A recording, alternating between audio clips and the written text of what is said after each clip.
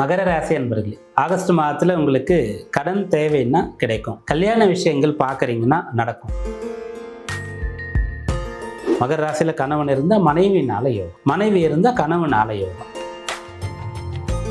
கும்பராசி அன்பர்களே, ஆகஸ்ட் மாதத்துல உங்களுடைய கடமைகள் நிறைவேற்றக்கூடிய மாதம்னு சொல்லலாம். உத்தியோகத்துல உயரக்கூடிய மாதம்னு சொல்லலாம். 6ஆம் பாவத்துல சூரியன் குரு புதன் சேர்ந்திருக்கிறதுனால கடன் சம்பந்தமான விஷயங்களை. மீனராசி அன்பர்களே, குலதெய்வ அனுகிரகம் கிடைக்கிறது, பிள்ளைகளால சந்தோஷம். இந்த காலகட்டத்தில் திருமண விஷயங்கள் அவசர முடிவு எடுக்கக்கூடாது. 5ஆம் பாவமும் வலுத்து இருக்கிறது. அப்போ உங்களுடைய விருப்பத்தை. மகர ராசி அன்பர்களே, ஆகஸ்ட் மாதத்துல உங்களுக்கு கடன் தேவைன்னா கிடைக்கும். கல்யாண விஷயங்கள் பார்க்குறீங்கன்னா நடக்கும். பெரிய பிரச்சனை ரொம்ப நாளாக இருக்குது, முடிவுக்கு கொண்டு வரணும்னு அந்த விஷயங்கள் நடக்கும். 6ஆம் பாவத்தில் செவ்வாய் இருக்கு. அப்படி இருக்கும்போது என்ன ஆகும்னா, அது 6ஆம் பாவம் ருணஸ்தானம் அப்படின்னு சொல்லுவோம். கடன் சம்பந்தமான ஒரு விஷயம். அப்போ கடன் வேணும், அது புதனுடைய வீடு. படிப்புக்காக கடன் வேணும், ரெண்டாவது தொழில் அபிவிருத்திக்காக கடன் வேணும் அப்படின்னா அந்த விஷயங்கள் கிடைக்கும். எதனாலன்னா 8ஆம் இடம் வளர்க்கிறது, அங்கே கேது, அங்கே சூரியனும் சேரப்போகிறார். அதனால ஒரு விஷயத்த ஈஸியாக பண்ண முடியாமல் கஷ்டப்பட்டு பண்ணுறது, மற்றவங்களுடைய சப்போர்ட்டில் பண்ணுறது, கொஞ்சம் இறங்கி பண்ணுறது அப்படின்னு இருக்கும். அதனால் 6ல் செவ்வாய் இருக்கும்போது கடன் கிடைத்து அதன் மூலமாக படிக்கிறது, உங்களுடைய பிஸ்னஸ் டெவலப் பண்ணுறது, அப்படிப்பட்ட பலனாக சொல்லலாம். உடல் உபாதைகள் நோய் நொடிகள் இருந்து அதற்கான வைத்தியம் பார்த்து கொள்ளலாம். அதுலேருந்து குணம் பெறக்கூடிய ஒரு அம்சமானது உங்களுக்கு இருக்கும். அடுத்து சொத்து சம்பந்தமான பிரச்சனை இருந்து அதை டீல் பண்ணி அதுக்காக செலவு பண்ணி அதுக்காக நிறைய டைம்லாம் போட்டு அதை சரி பண்ணுறதுக்கான ஒரு அம்சம் சொல்லலாம். திருமணம் 7ஆம் பாவத்தில் குரு சூரியன் புதன், அது திருமண யோகத்தை கொண்டு கொடுக்கும். சூரியன் அஷ்டமாதிபதியாகவே இருந்தாலும் கூட 7ல் குருவோடு சேர்றாரு, புதன் அங்கே வர்றார். அப்போ அந்த இடத்திற்கு பலம் அதிகமாகிறது. ஒரு இடத்துல 3 கிரகங்களுடைய தொடர்பு வருகிறது, அந்த இடம் தூண்டப்படும். அந்த இடம் இப்போ உங்களுக்கு எண்ணமாக ஆசையாக வரும். அதனால் திருமண விஷயங்கள் அனுகூலமாக இருக்குது. திருமணத்தில் விருப்பம் வரும், பற்று வரும், ஈடுபாடு வரும். மனமானவர்கள் ஒன்றுபட்டு ஒருமித்த கருத்தோடு இருந்து முன்னுக்கு வர முடியும். அதாவது உங்களுடைய லைஃப் பார்ட்னர்னால உங்களுக்கு நல்லது நடக்கும். மகர ராசியில் கணவன் இருந்தால் மனைவினால யோகம், மனைவி இருந்தால் கணவனால யோகம், அப்படிப்பட்ட விஷயங்களை சொல்லலாம்.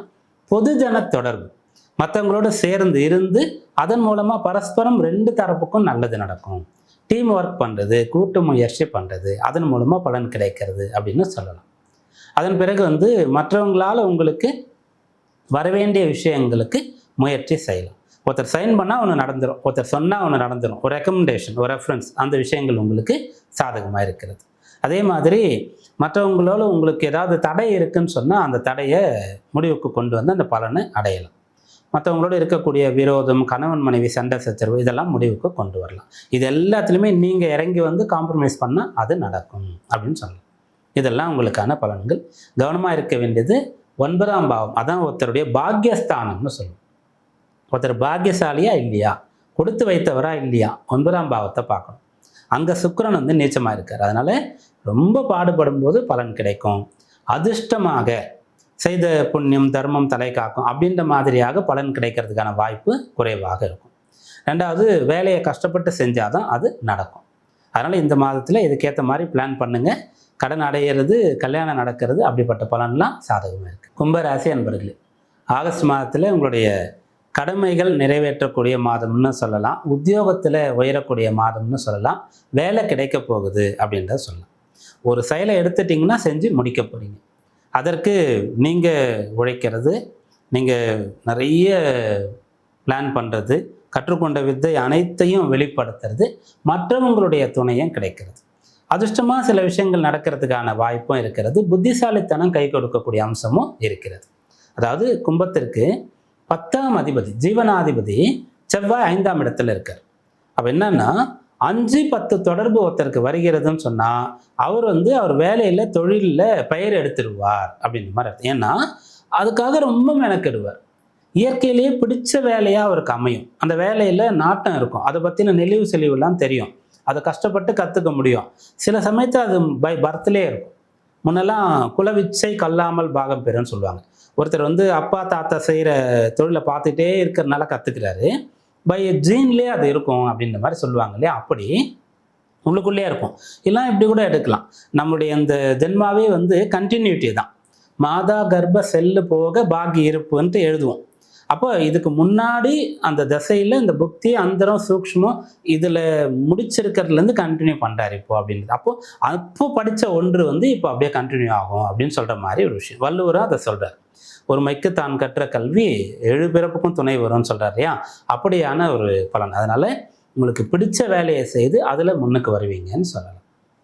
6ஆம் பாவத்தில் சூரியன் குரு புதன் சேர்ந்திருக்கிறதுனால கடன் சம்பந்தமான விஷயங்களை டீல் பண்ணலாம், வழக்கு சம்பந்தமான விஷயங்களை வந்து டீல் பண்ணலாம். அப்புறம் நோய் நொடிகள் உடல் உபாதைகள் இருந்து அதை வந்து சரி பண்ணுறதுக்கான வைத்தியங்கள் செய்து கொள்ளலாம். 7ஆம் இடத்துல கேது, அங்கே சூரியன் புதன் சேர்ந்து வரப்போகிறாங்க. அப்போ கணவன் மனைவி பிரிந்து இருந்தால் ஒன்றுபடலாம், ஒன்றாக இருந்தாங்கன்னா பிரிந்து போகாத அளவிற்கு விட்டு கொடுத்து ரொம்ப நல்லபடியாக அது லைஃப்பை கொண்டு போகணும் அப்படின்ற மாதிரி சொல்லலாம். இதெல்லாம் இந்த மாதத்தில் உங்களுக்கு சாதகமான பலன். முக்கியமாக தொழிலுக்கான கல்வி, அப்புறம் கல்வி மூலமாக தொழில் கிடைக்கிறது, அப்படிப்பட்ட அம்சம் இருக்கிறது. கவனமாக இருக்குன்றது அஷ்டமத்தில் சுக்கிரன் வந்து நீச்சமாக அடைஞ்சிட்டா ஒருத்தருடைய பெயர் கெட்டு போகிறதுக்கு கொஞ்சம் வாய்ப்பு இருக்குது, ஒருத்தருடைய சொத்து பறி போகிறதுக்கு வாய்ப்பு இருக்குது, தேக ஆரோக்கியத்தில் பிரச்சனை ஏற்படுறதுக்கு வாய்ப்பு இருக்குது. வாய்ப்பு தான் இருக்குது, அது நடக்கும்னு சொல்லலை. அப்போ வாய்ப்பு, ஏன்னா அந்த சுக்கிரன் வந்து நேரடியாக உங்களுக்கு நன்மையை செய்யக்கூடியவர். கெடுதல் செய்யக்கூடியவராக இருந்தால் அது நடந்துடும், நன்மை செய்யக்கூடியவராக இருந்தால் ஒரு எச்சரிக்கை உங்களுக்கு வந்து தெரிய வரும், காண்பிப்பார் இது செய்யாத, வேண்டாம், செட் ஆகாதுன்ட்டு. அந்த மாதிரி விஷயங்களில் உங்களுக்கு அந்த இன்ட்யூஷன் உள்ளுணர்வுன்னு சொல்கிறோம் இல்லையா, அதை வந்து நீங்கள் மதித்து சில விஷயங்களை தவிர்த்துட்டீங்க, ரொம்ப ப்ராப்பராக கரெக்டாக இருக்கிறீங்கன்னு சொன்னால் ஆகஸ்ட் மாதம் அனுகூலமாக இருக்கும். மீனராசி அன்பர்களே, ஆகஸ்ட் மாதத்தில் உங்களுக்கு குலதெய்வ அனுகிரகம் கிடைக்கிறது, பிள்ளைகளால் சந்தோஷம், மனமான தம்பதிகளில் மீனராசியில் ஒருத்தர் இருந்தால் புத்திர பாக்கியம் அப்படின்னு சொல்லக்கூடியது, பூர்வீக சொத்து கை வந்து சேரக்கூடியது அப்படின்னு சொல்கிறது. கல்வி கேள்விகளில் சிறந்து விளங்கி அந்த பண்டித்தியம், அந்த பாண்டித்துவம்னு சொல்லலாம், கல்வியில் வந்து நல்ல ஒரு பட்டம் பெறுவது அப்படின்னு சொல்லக்கூடிய விஷயம், இதெல்லாம் சாதகமாக இருக்கிறது. சொத்து வாங்கக்கூடிய யோகமானது இருக்கிறது. ஜென்மசனி காலம் நடந்து கொண்டு இருக்கிறது. இந்த சமயத்தில் இந்த நல்ல பலன்லாம் நடக்குமா, சொத்துலாம் வாங்க முடியுமா, கல்வின்னு சொல்லும்போது எக்ஸாமில் பாஸ் ஆகிடுவேனா அப்படின்னு கேட்டால் தாராளமாக ஆகலாம்.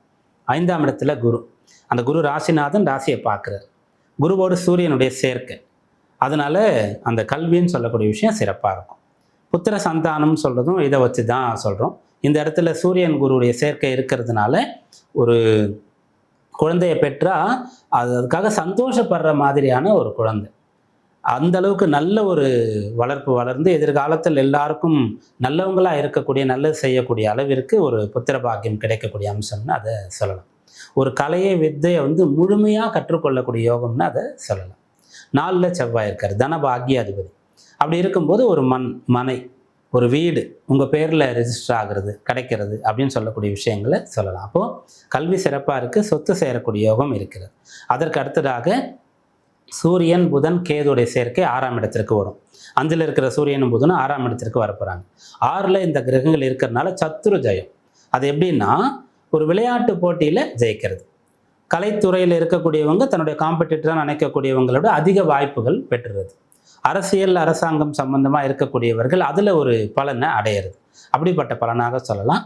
உடல் உபாதை இருந்தால் வைத்தியம் செய்து அதிலிருந்து வெற்றி பெறுவது, நோய் எதிர்ப்பு சக்தின்னு சொல்கிறாங்க இல்லையா, அப்போ உடலில் அது இருந்தாதுன்னா அந்த நோய் கிருமிகளை எதிர்த்து போராடி ஜெயிக்க முடியும். அப்போ எதிரியை ஜெயிக்கிற மாதிரி இல்லையா, அந்த கேது புதன் சூரியனுடைய சேர்க்கை அந்த விஷயங்களை கொடுக்கும்.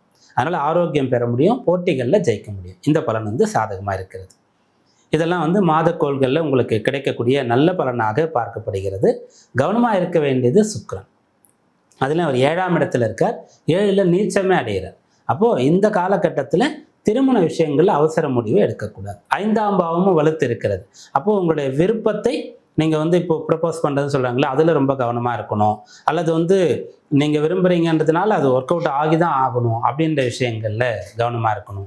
பிள்ளைகள் விஷயத்தில் இது போல் ரொம்ப பெரிய ஆசைப்பட்டால் உடனே கோபித்து சண்டை போட்டு அதை இது பண்ணாமல் ரொம்ப ப்ராப்பராக அதை வந்து ஹேண்டில் பண்ணணும். இந்த விஷயங்களை கவனத்தில் கொள்ளணும். மனமானவர்கள் வாழ்க்கை துணையை அனுசரித்து போகணும். ஃப்ரெண்ட்ஸு அல்லது பார்ட்னர்ஸ் கூப்பிட்றாங்களேன்னு சொல்லிட்டு தெரியாத பழக்கத்திற்குள்ளே போகக்கூடாது.